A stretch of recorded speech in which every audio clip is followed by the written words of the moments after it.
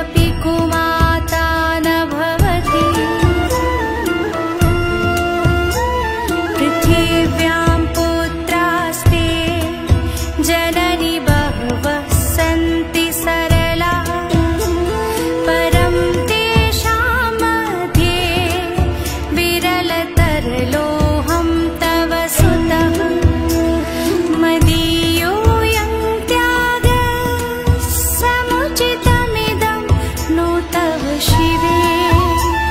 कुपुत्रो जायेत क्वचिदपि कुमाता न भवति। जगन्मातर्मातः तव चरणसेवा न रचिता। न वा दत्तं देवि द्रविणमपि भूयस्तव मया। तथापि त्वं स्नेहं मयि निरुपमं यत्पपुरुषे। कुपुत्रो जायेत क्वचिदपि कुमाता न भवति। परित्यक्ता देवा विविधविधसेवा कुलतया। मया पञ्चाशीतेरधिकमपनीते तु वयसि। इदानीं चेन्मातः तव यदि कृपा नापि भविता। निरालम्बोलम्बोदरजननिकं यामि शरणं। श्वपाको जल्पाको भवति मधुपाकोपमगिरा। निरातङ्कोरङ्को विहरति चिरं कोटिकनकैः। तवापर्णे कर्णे विशति मनुवर्णे फलमिदं। जनं को जानीते जननि जपनीयं जपविधौ। चिताभस्मालेपो गरलमशनं दिक्पटधरो। जटाधारी कण्ठे भुजगपतिहारी पशुपति। कपाली भूतेषु भजति जगदीशैकपदवी।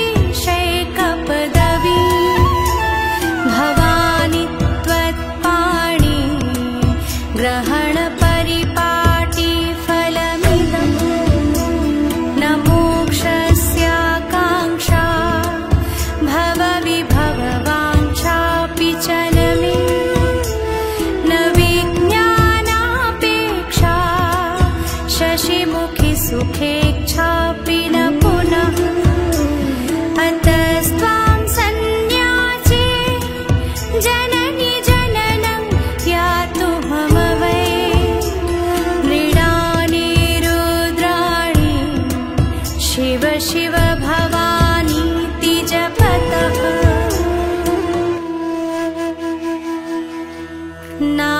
नाराधितासि विधिना विविधोपचारैः।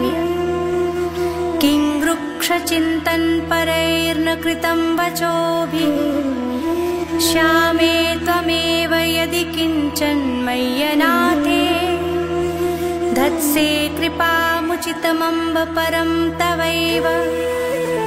आपत्सुमग्नस्मरणं त्वदीयं करोमि दुर्गे करुणार्णवेशि। नैतच्छटत्वं मम भावयेथाः क्षुधातृषार्ता जननीं स्मरन्ति। जगदम्ब विचित्रमत्र किं परिपूर्णा करुणास्ति चेन्मयि। अपराधपरम्परा परं न हि माता समुपेक्षते सुतं। मत्समपात्की नास्ति पापग्नि त्वत्समानहि। एवं ज्ञात्वा महादेवी यथा योग